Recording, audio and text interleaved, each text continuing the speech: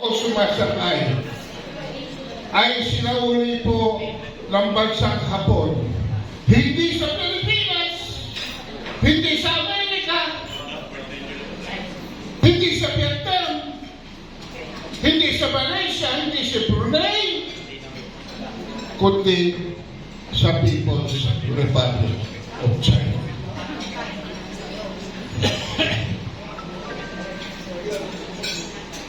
Kaya po, kung meron man tayong gustong palabasin sa mga bato-bato na yan, Nakalabi na pala tayo eh, no?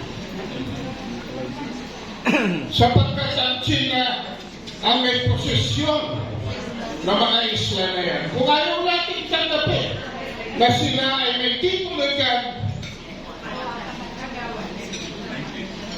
hindi ba natin tatanggapin na sila ang may posisyon yan at sila ang may kontrol niyan? Pero ito pong pamahalaan na ito ay naging shield